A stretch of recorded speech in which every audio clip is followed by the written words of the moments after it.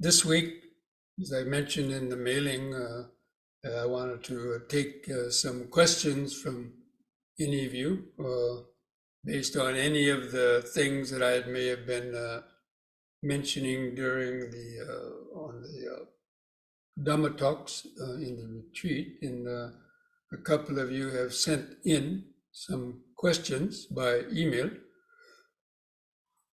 So I'm going to try to answer those first.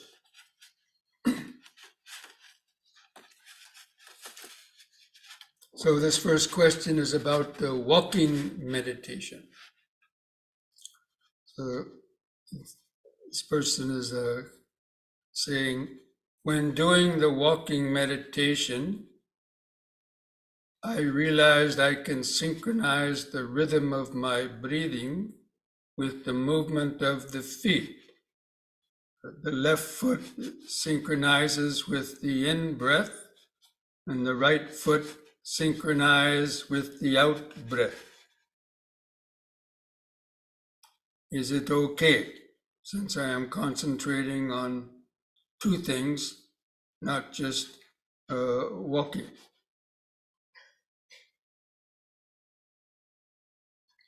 Well, according to the instructions that I normally teach in the walking meditation,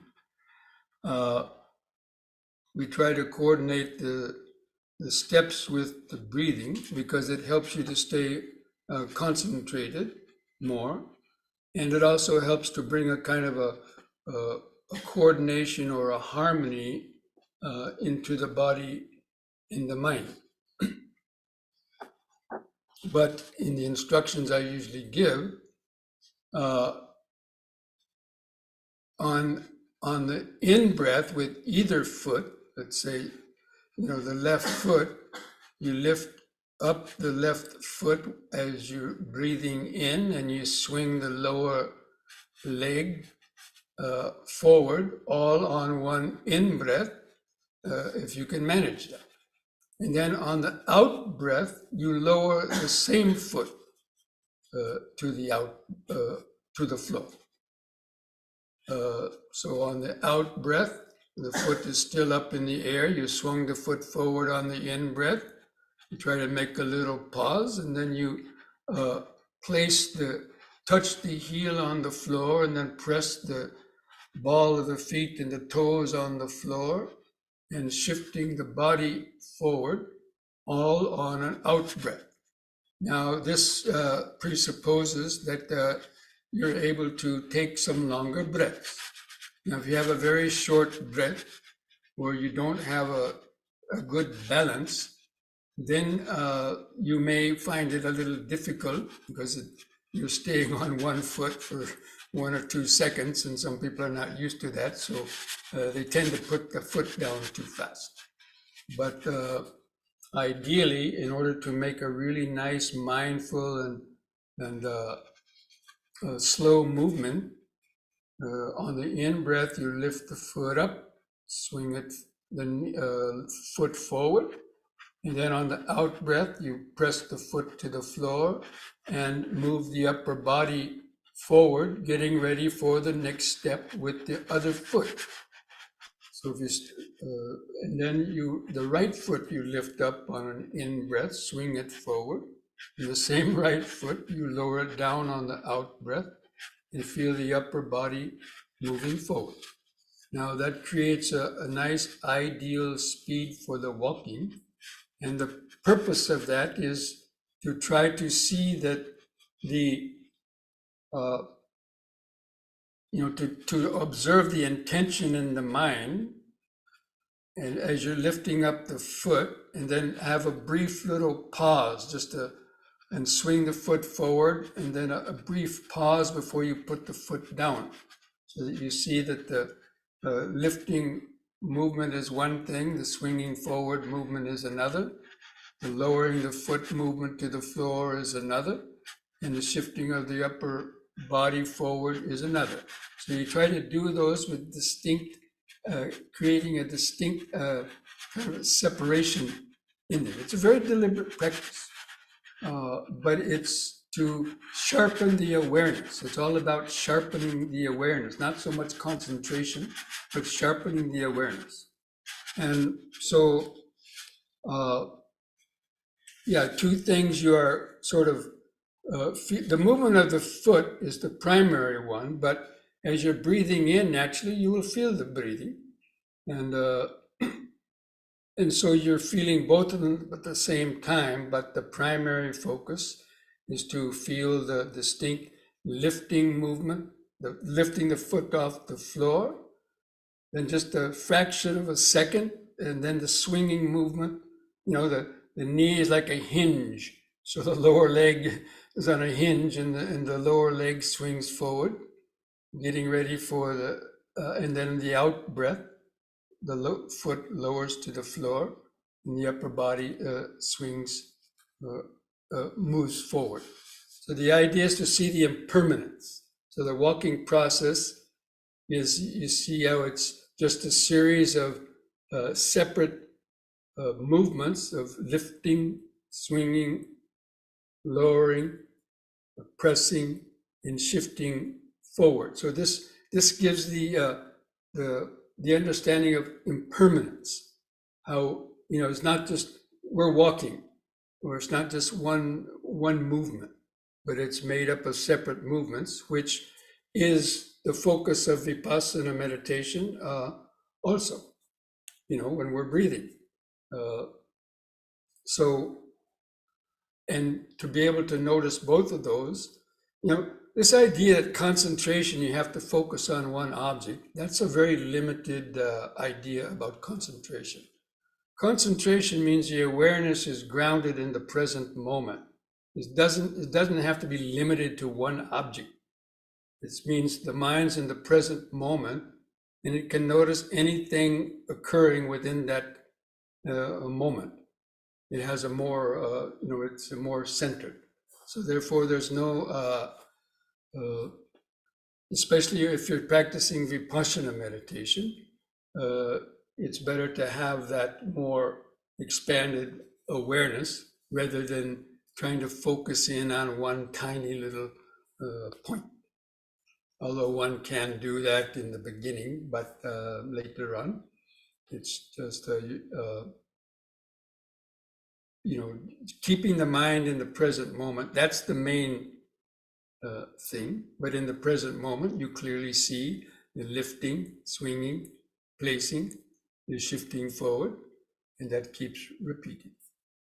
And then stopping at the corners, because now some of you who have just been listening in on the Zoom. Now, I might not have given such detailed instructions, so maybe you didn't catch that or learn that in, let's say, if you've never been to a retreat here or with me in some other place where I give more detailed instructions, then maybe you missed that part of the instruction about clearly seeing the lifting, swinging, placing,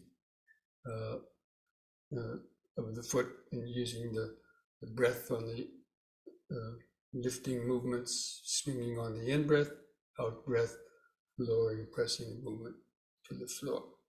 If you can get into that rhythm, it's a very nice kind of flowing rhythm. Okay. So you're not concentrating on two things, you're aware of two things. You're aware of the breath. This word concentrating, I don't like to use it very much because it's kind of a misconception of just concentrating your mind on one point. In meditation, it's not really that. It's being aware of, especially in vipassana, we're not trying to concentrate on one point. Each present moment is the point, but it's continually moving. So you're concentrating on the lifting movement, that's your one point. But then that movement stops. And then the next point is the swinging forward movement. And then that stops. And the next point is the lowering movement, and that stops. The next point is the pressing of the foot into the floor, and that stops. And then our next movement is shifting of the body forward, and that stops. So it's called momentary concentration. So actually what we practice in Vipassana is called momentary concentration, rather than thinking you have to keep your mind just fixed on only one point. But the point is the present moment. Okay, so this, the next question is, how can I incorporate the 5 precepts into the meditation practice? Now, the observing the 5 precepts, or the sila, is, kind of a prerequisite before one normally starts meditation, although you don't have to wait for that to start meditating. But in meditation itself, you're not really necessarily focusing on the 5 precepts. But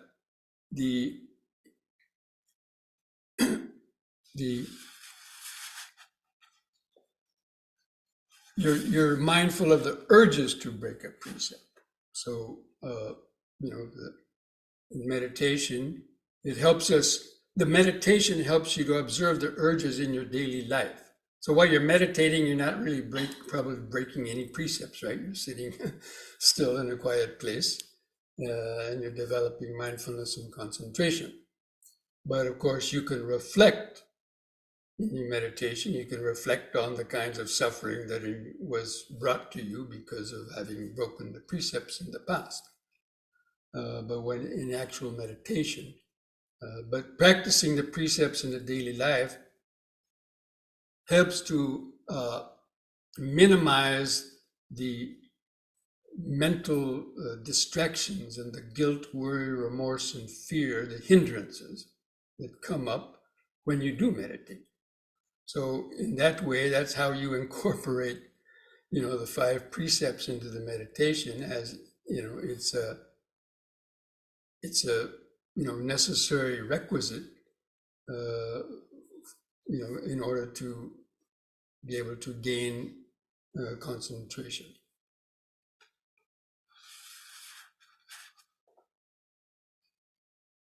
And of course, during the day, when the urges or temptations maybe to break a precept arise, like maybe you see a spider or a cockroach in your kitchen or something, and you can notice that,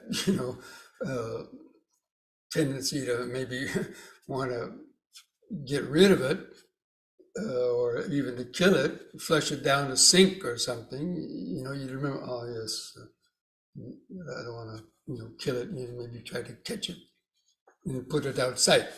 So the daily meditation helps you to be more mindful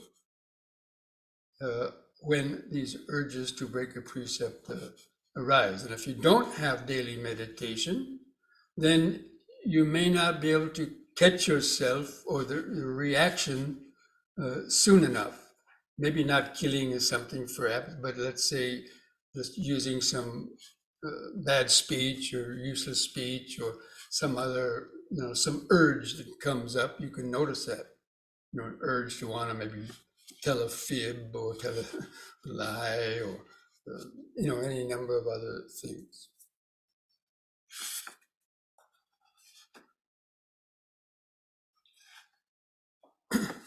Okay, now there's a third question that came up. Now, if any of you have any follow-up questions on any of these replies that I've been given, then when we finish this next question, you could ask some a follow-up question if some of it wasn't clear. So when meditating, following the instructions given by you and start looking at inner self, I still feel the in and out of the breath, then the sensations. So the question is, am I on the correct path? So, the progress of the meditation it starts with, learning how to focus on the body and breathing in order to, as our initial awareness concentration or awareness objects, to keep the mind in the present moment. It's only when you're trying to keep the mind in the present moment that when the mind starts to wander or distractions, you see it more clearly, because you're trying to keep the mind from wandering, and then when it does wander, you can see those thoughts more clearly. So the first stage is to get the mind centered in the body, feeling the breathing and the posture and the sensations that are there in the body. As I mentioned before, even concentrating on the breath, we're not trying to just fix our mind only on the breath and kind of not to feel anything else. That's a misguided idea about concentration, or it's a one-sided idea about concentration. So you can concentrate on the breathing, especially if you're focusing on the breathing, on feeling the expanding and contracting sensations of your abdomen, rib cage, and chest. Now, for those people who have been practicing or trying to focus the tip of the nostrils, then yes, you won't be able to notice too many other things if you're trying to keep your attention only on the little touch sensation somewhere on the nostrils. But that's more of a concentration technique, and it's not useful so much in the mindfulness practice. So in the mindfulness practice, where you're using mindfulness of the body, being more open and feeling the general, the more open kind of expanding and contracting sensations, that's going to keep your mind more, sort of centered in the body. If you're just focused here, then you can't really feel much more of the other parts of the body, because this is a very narrow focus, and it takes all of your attention just to feel that. So in Vipassana, that's not really what we're after, at least in the following the mindfulness and starting with mindfulness of the body. You use the breathing to get into the body, and then you start feeling the body, and the breathing is still there as part of it. And then you start noticing sensations.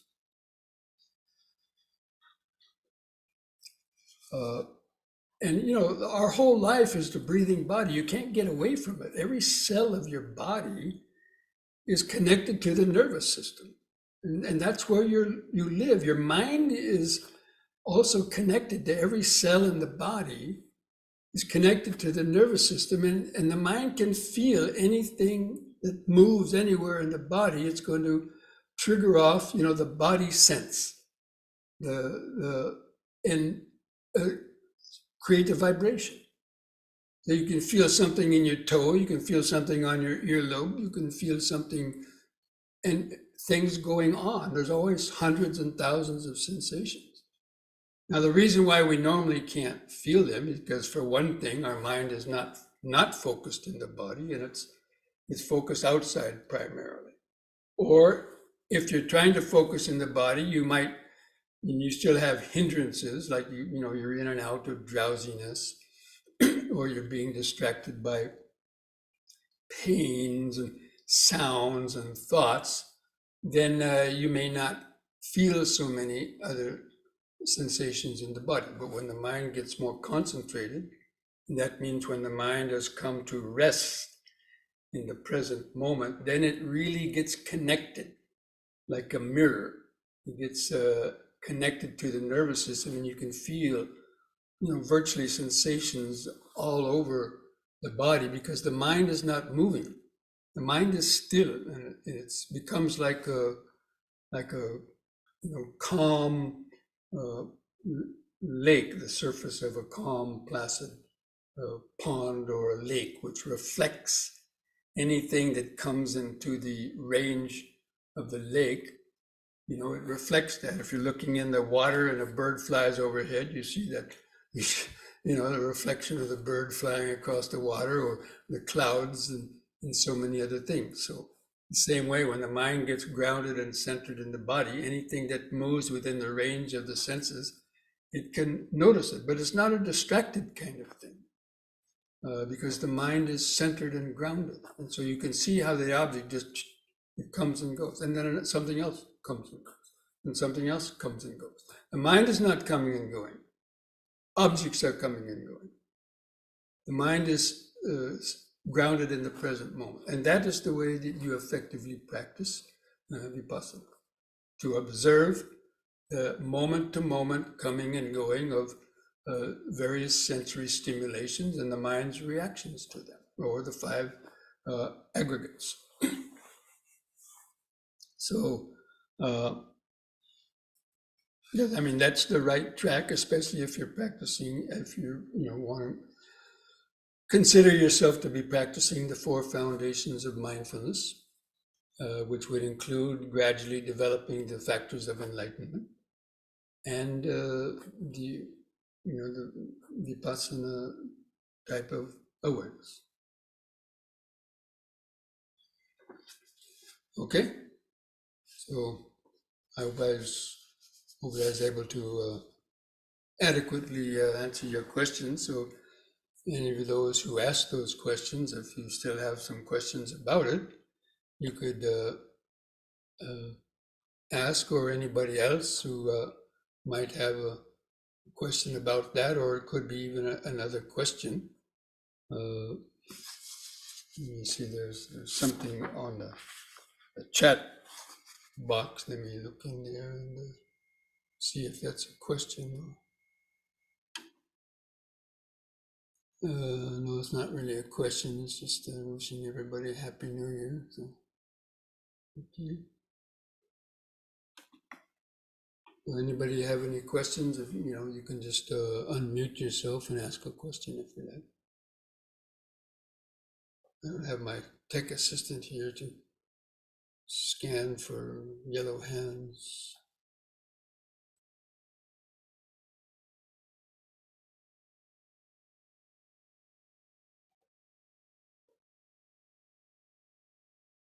Or it could be any other, it could be a question on some other topic also.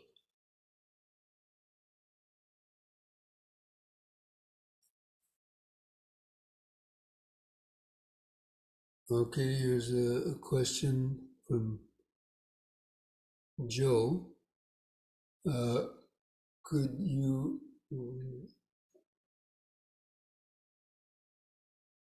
you describe the moment of mindfulness concept from the newsletter this week? I guess you're referring to the M&Ms that I mentioned about a New Year's resolution. If you're going to make a New Year's resolution, then probably one of the best ones would be to practice more M&Ms during the day. I've been talking about M&Ms for the last 10 or 15 years, and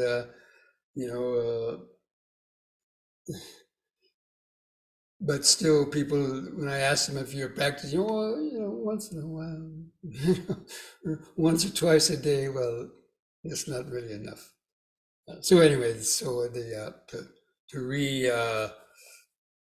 motivate yourself to try to practice more of those M&Ms during the day, or even more 3-part breathing in conjunction with the M&Ms.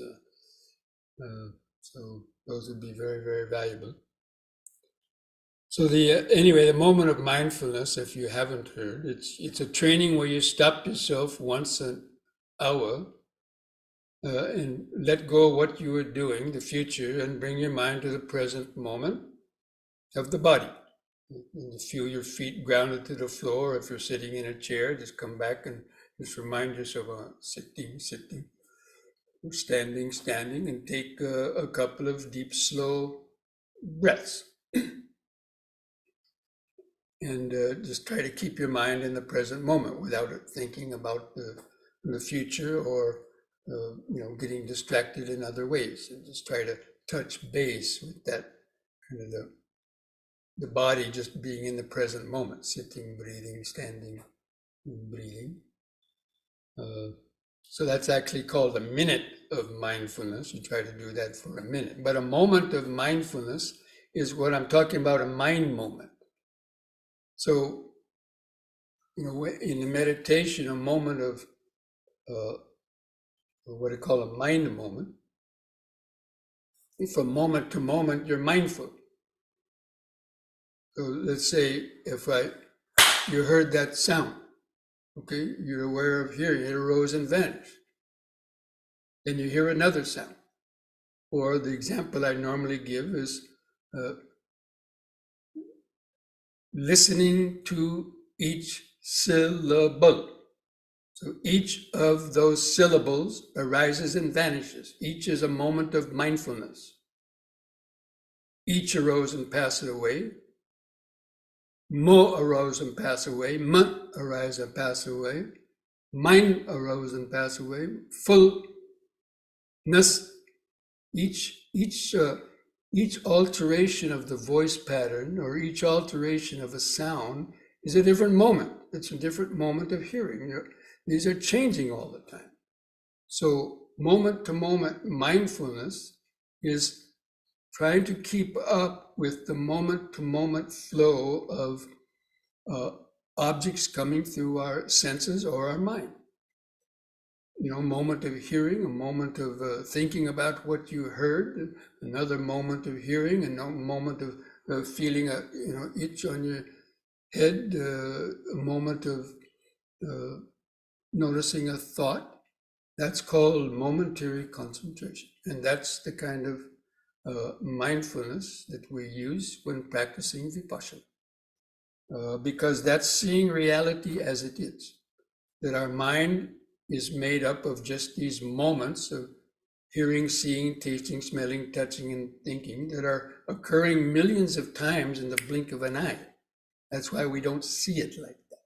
And I've given this analogy so many times in the past. But that is what a moment of mindfulness is. Anything that takes your attention, you're aware of it, but you don't try to follow it. You don't try to hold on to it. You want to just see how most things just arise and vanish very quickly unless we cling on to them and start thinking about them or identifying with them. And that's the way that we tune in actually to the flow of impermanence.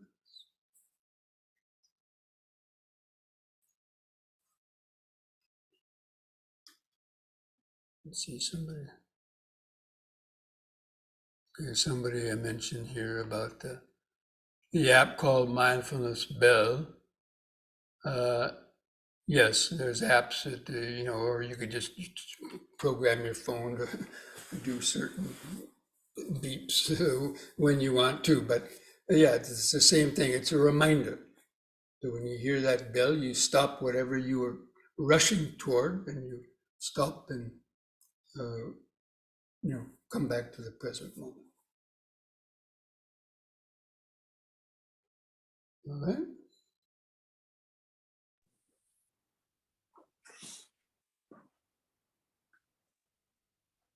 Bhante, I bought this book on Amazon on somebody's. I was listening to a Buddhist talk, and the person recommended this book. Can you see it? No, I don't. I don't see your little window. Oh, okay. In any case, it says no self, no problem. Yeah. And so I bought this book with with good expectations because the person had recommended it so much.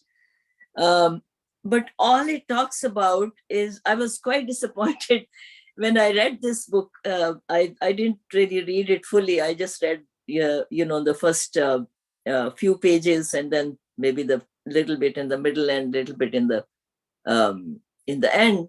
So all it talks about is mainly about the right brain and the left brain.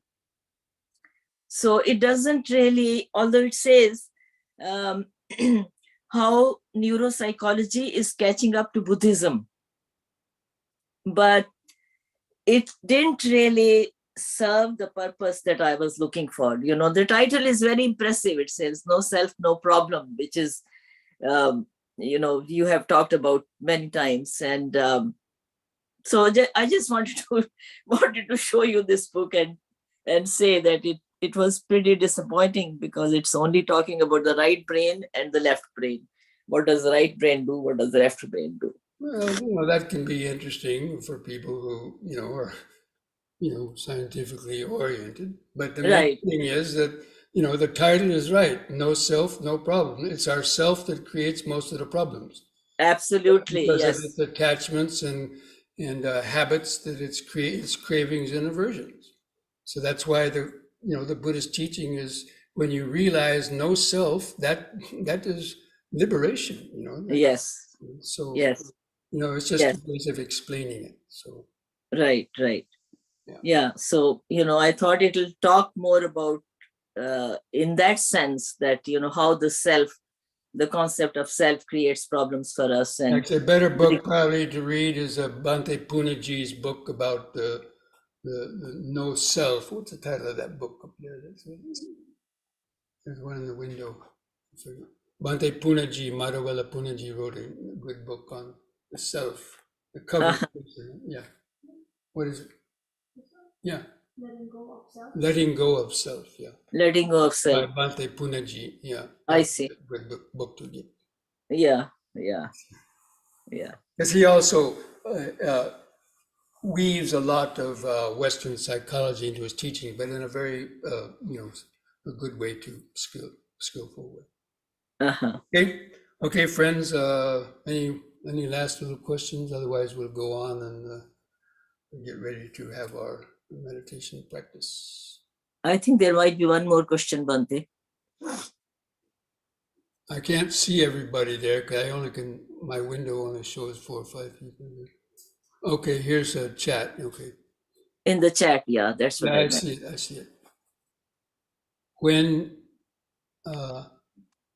I watch cars passing by my window, my mind, instead of going, this is impermanence, my mind goes to find meaning and to feeling. Now, when you're watching cars passing through the window, you know, each time you identify a different car or see a different car, that is a different moment, you know, so it's a constant stream of impermanence that's going, you know, across your eyes. Now,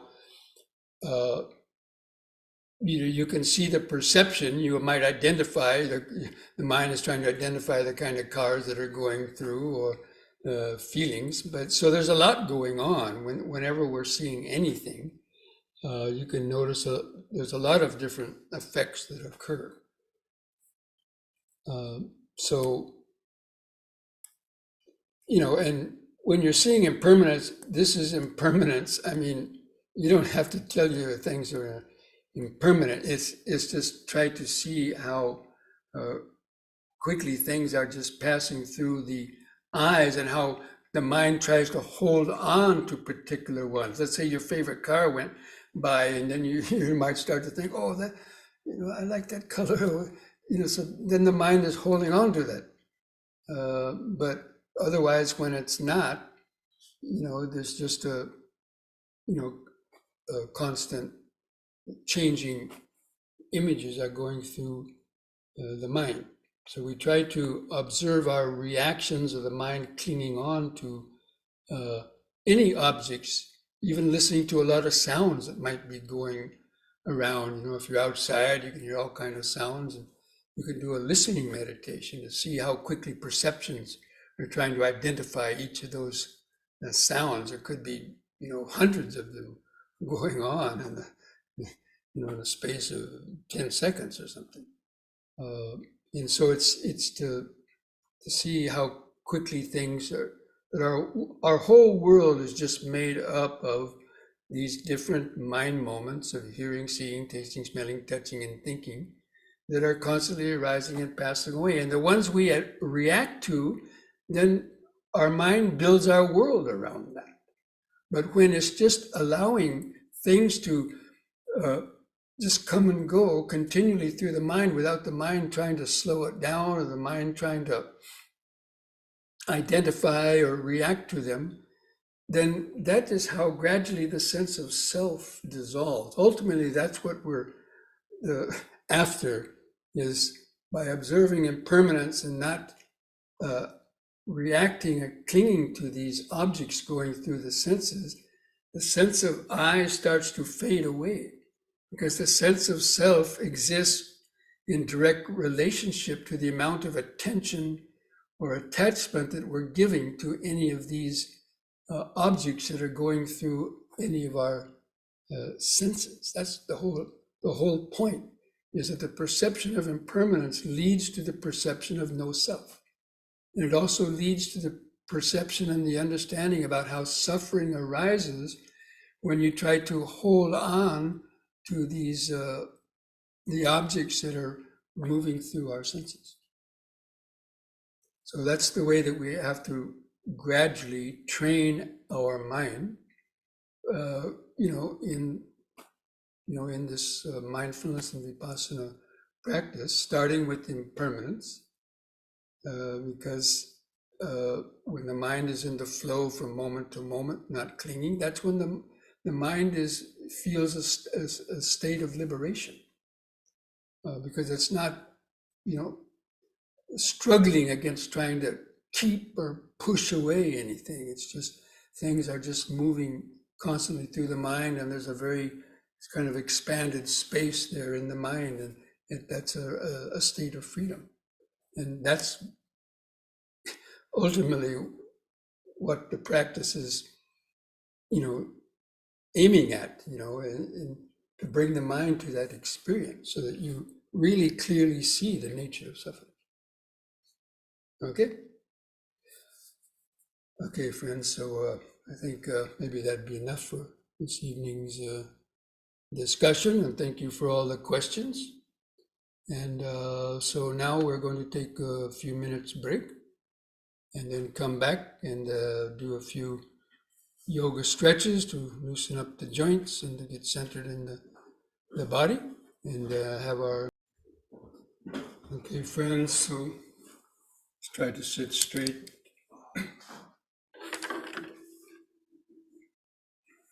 Get comfortable in your sitting posture.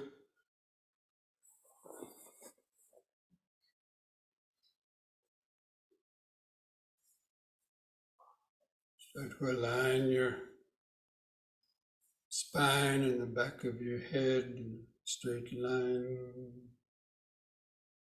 Just gently close your eyes. Just feel the eyes in the socket.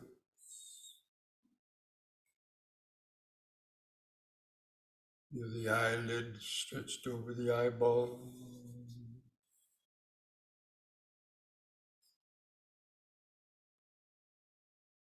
Just feel the sensations on your face. Relax the face muscle.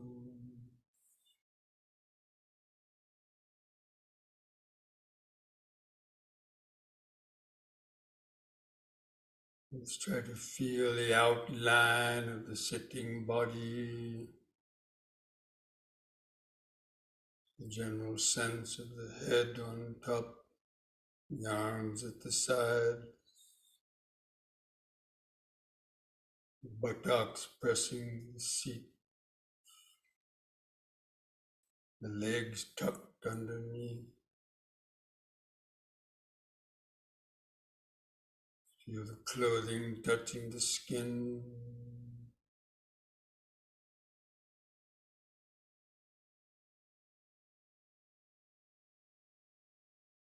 And then begin some deep, slow breathing, or the three-part breathing. Try to take 3 or 4 seconds to slowly breathe in, expanding the abdomen, rib cage, and upper chest. Hold the air in the lungs a few seconds. Feel that nice full chest feeling. And slowly let out the breath, feeling all those contracting sensations and the last bit of air going out.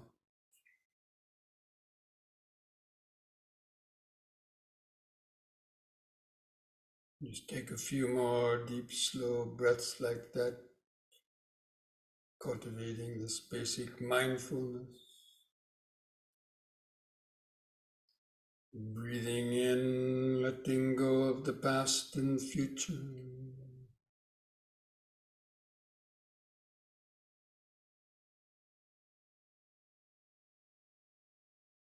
Breathing out, sitting here and now. Feel the last bit of air go out. Breathing in, letting go of the past and future.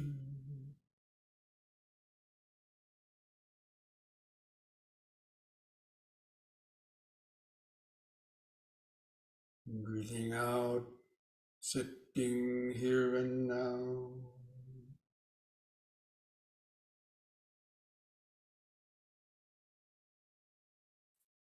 Breathing in, feeling the whole body.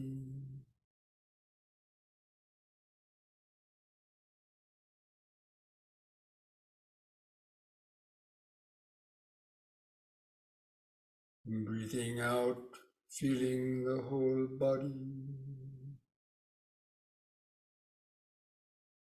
Now we're going to count the breaths from 1 to 10 to develop a more continuous concentration on the breathing. I try to continue to take some deep, slow breaths to help stay concentrated. The next expanding in breath, mentally count to 1.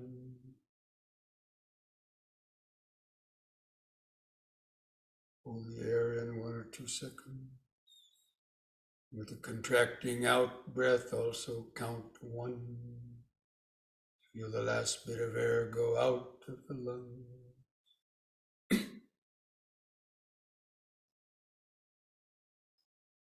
And the next in breath, 2.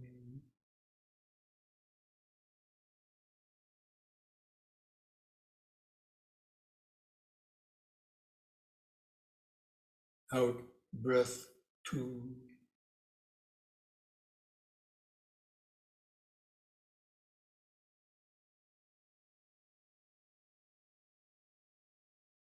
In 3.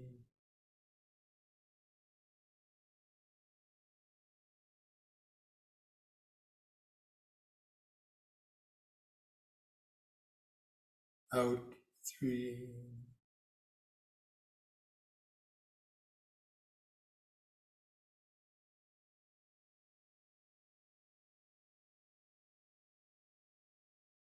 In 4.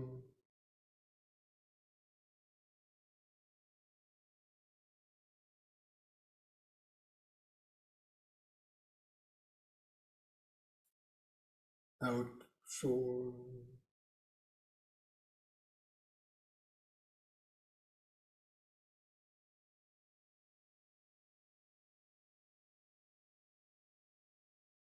In 5.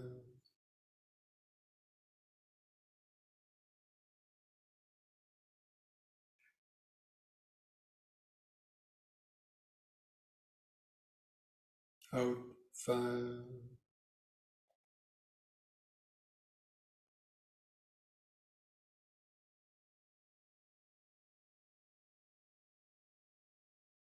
In 6.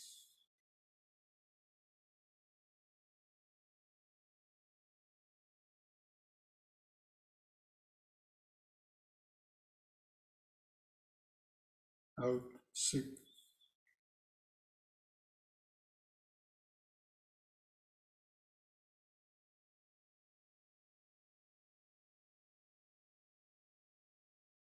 In 7.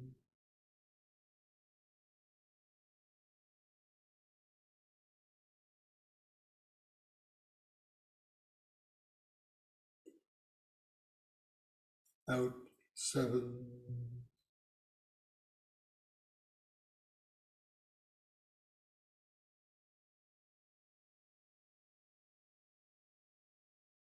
in 8,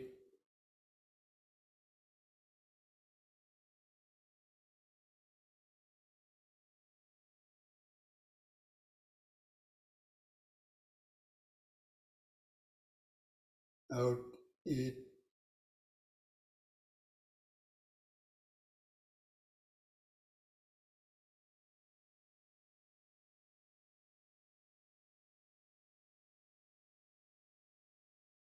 in 9,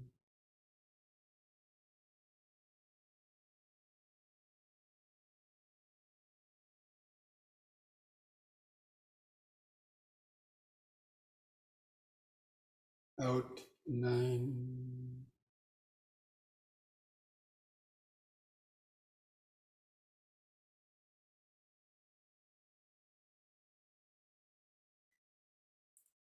in 10,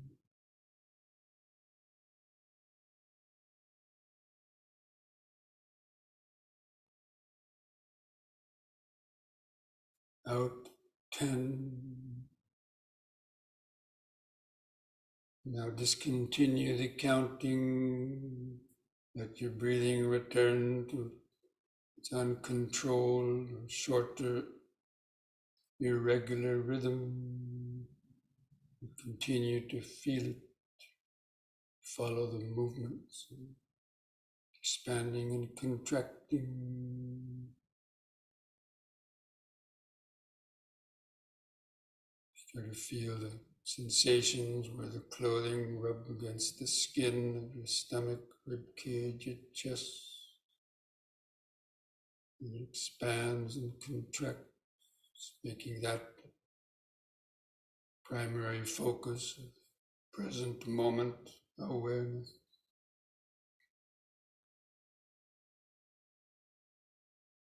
Knowing when the breath is coming in,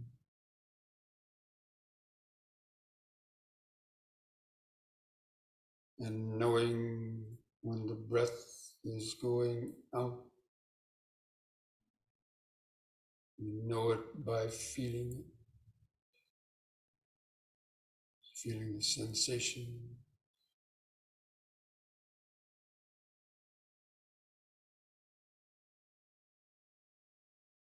Just try to follow the movements of 4 phases of each breath cycle. The expanding in-breath and the brief pause.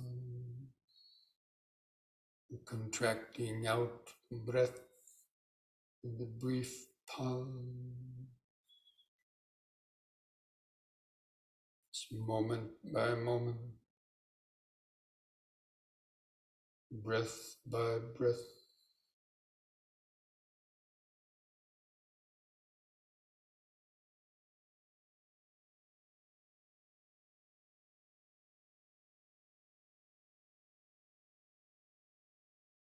Even in one in-breath, you can notice 2 or 3 or more different expanding sensations.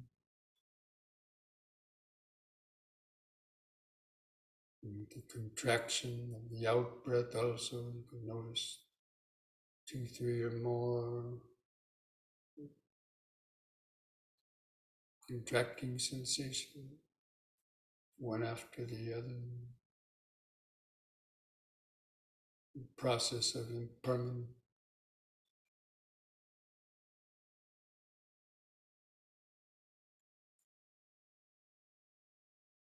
To help stay focused, you can make these mental notes in sitting,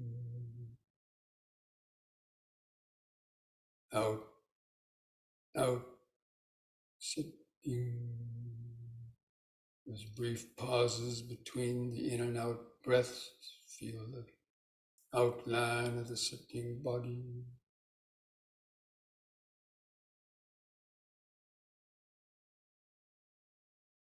In sitting.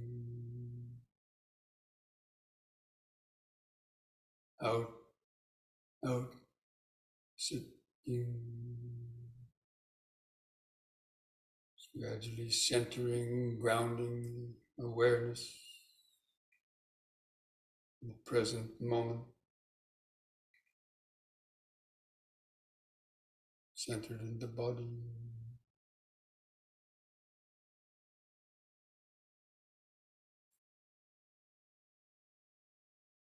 In, sitting, out, out, sitting.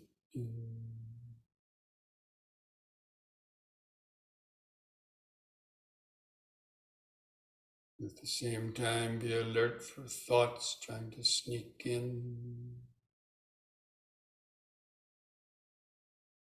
Let your thoughts come and go in the back of the mind. Keep the breathing body in the front of the awareness.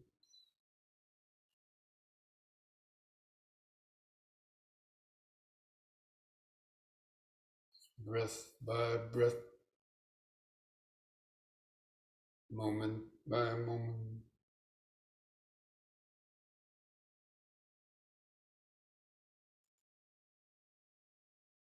Just try to have the feeling of being a scientist sitting in the laboratory, looking down to the microscope.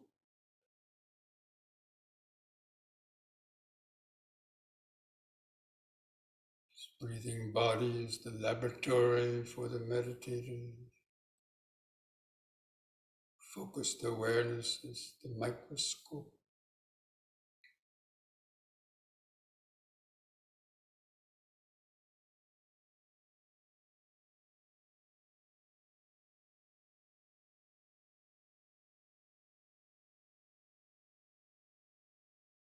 Focusing on the continuous changing of the breathing process.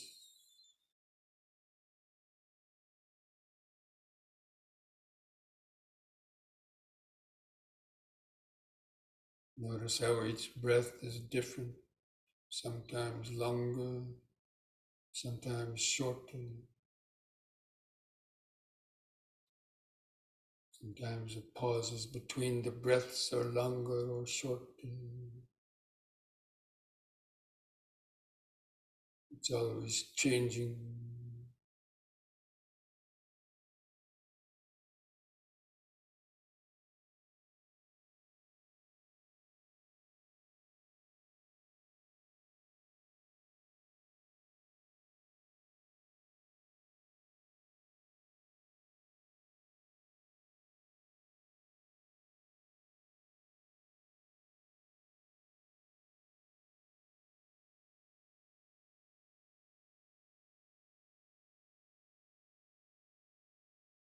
Even while feeling the breathing, you can notice other sensations in the background, touch of clothing on the skin, other sensations coming and going, face, your hand.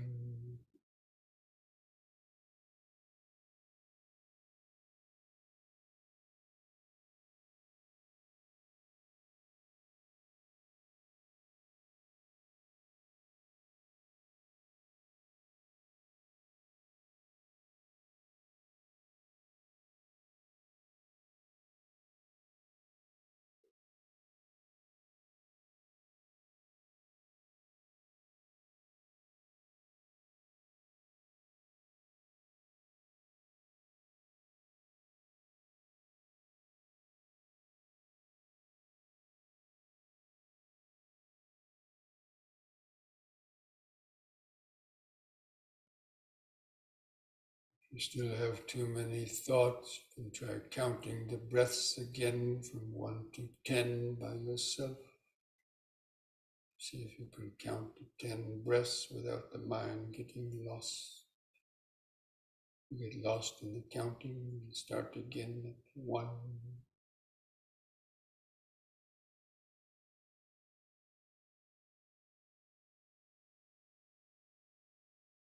You can come back and take some slightly deeper breaths help stay focused,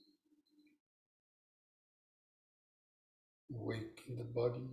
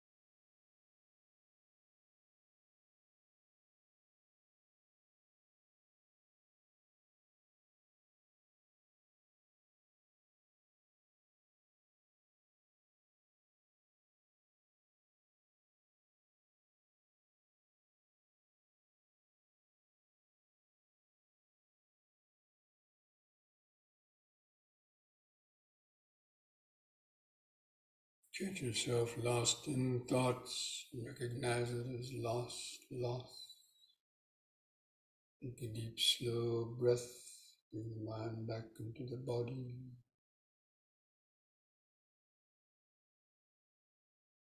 Back to your counting, back to in, sitting,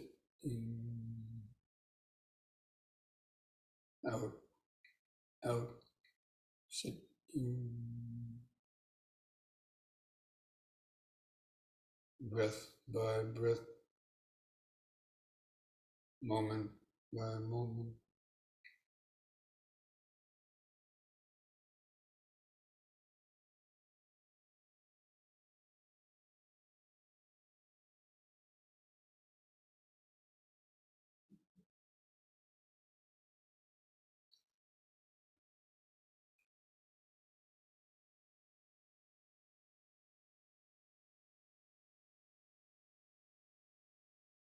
The mind becomes calm enough, not so many wandering thoughts.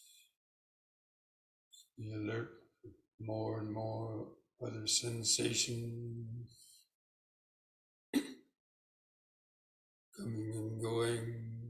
body, rising and vanishing. Breathing is always there in the center, but around it other sensations to be noticed.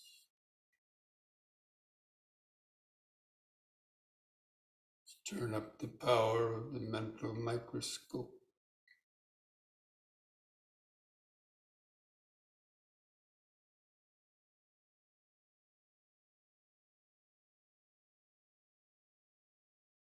Noticing subtler thoughts moving through the back of the mind, trying to sneak in.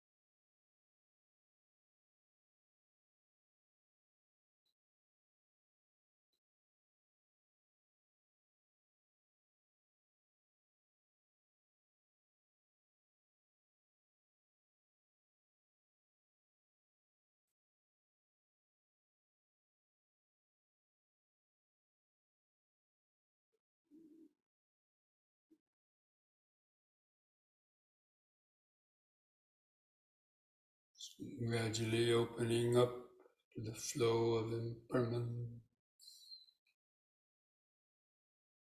So many different sensations coming and going. Maybe even some sounds in your house coming and going. Observing any painful sensations pulling at the mind.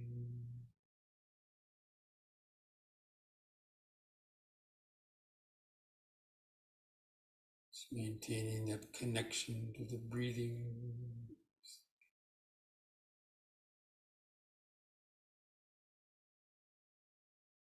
It's the mind's tethering post.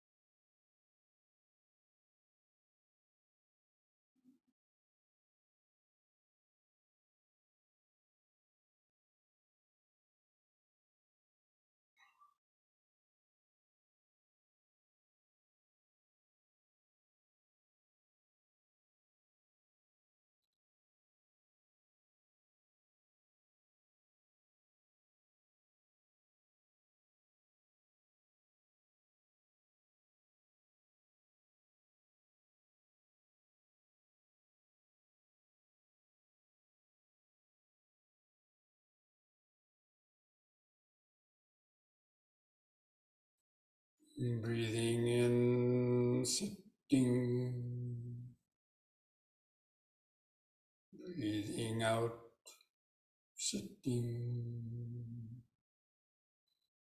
Sensations come and go.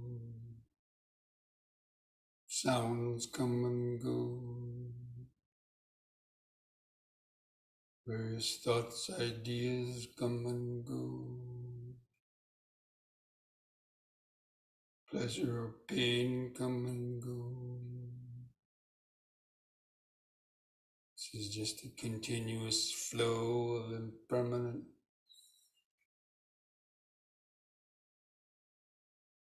The five aggregates.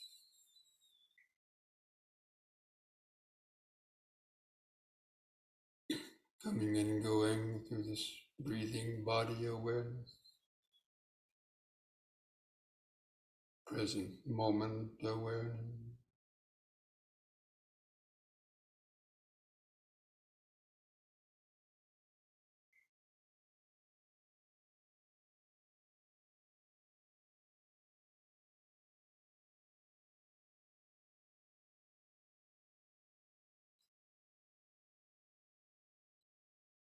You have good awareness, the mind is calm enough to feel like an empty house with nobody home.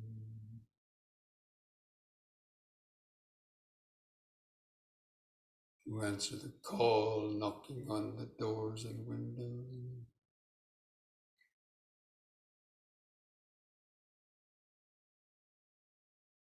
There's a sensitive microphone in the house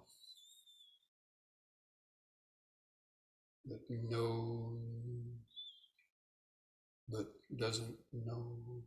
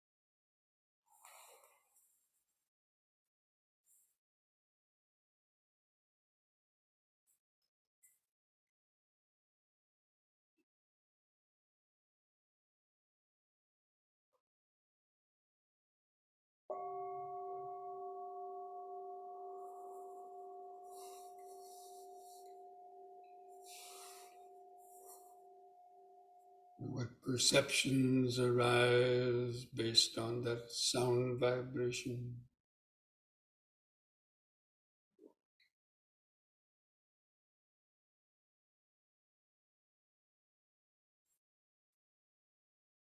Sammi sankhara anicchati yada panyaya pasati atani bindati dukhi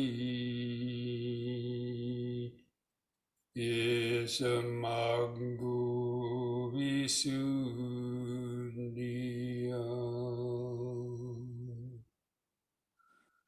dukkhapatta ca nidukkha bhayapatta ca nibbaya Sokapatta ca nisoka Hontu sabmi pipanino.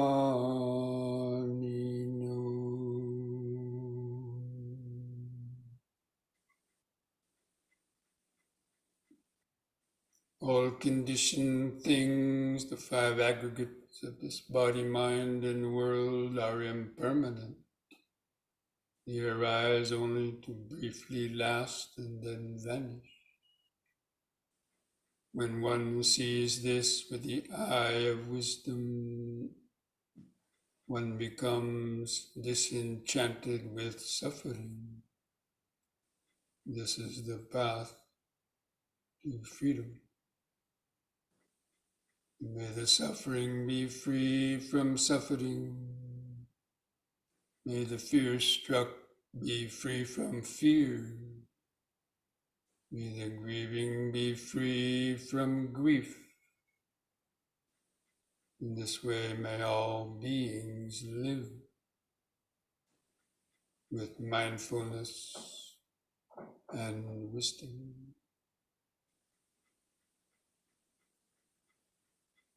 Thus spoke the Buddha.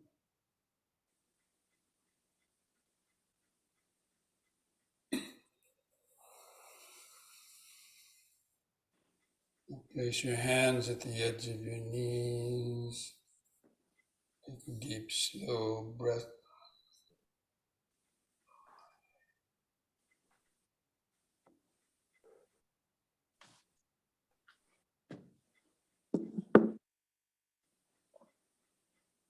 On the next in-breath, stretch your head back, pull against the hands on your knees to arch your spine.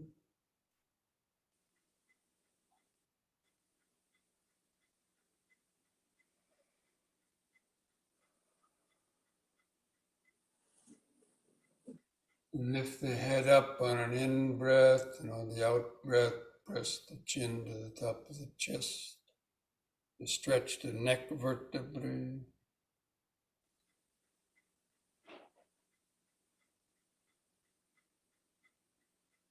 And lift the chin up level on the in-breath.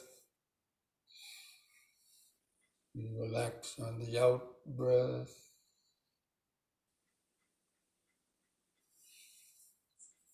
I invite you to join in chanting the word sadhu 3 times slowly. We do the chanting on a long out-breath, feeling those vibrations in your body and mind. You take a deep breath.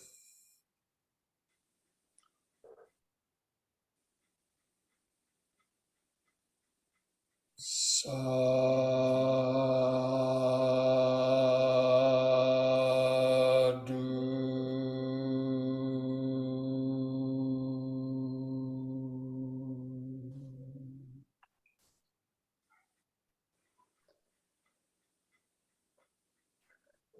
Sadhu.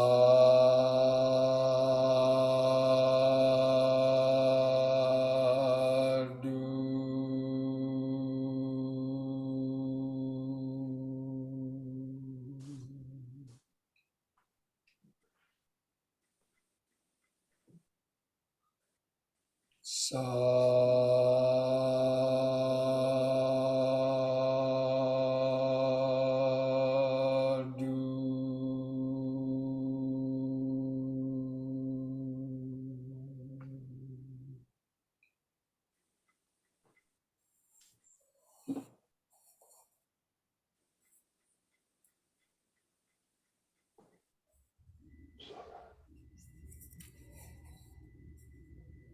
friends, so this brings our evening of Dhamma discussion and meditation to an end. I hope you're all able to get at least some short periods of some calm and tranquil awareness, and some insights to the nature of impermanence, or the nature of your mind, the nature of no self. Try to continue your meditation during the week. Try to practice the M&Ms. If you haven't made your New Year's resolution, try to make a New Year's resolution to practice more M&Ms every hour during the day. Stop every hour for 1 minute. Take a few deep breaths. Bring your mind back to the present moment. Center your attention, relax for rushing back into your next activity. Okay? Thank you. Thank you, everyone. Good night, everyone. Good night, Bhante. Good night, everyone. Good night. It was just wonderful. Thank you. Welcome. Dhamma sarang. Mindfulness today keeps dukkha away. Yes. Yes. Thank you, Bhante.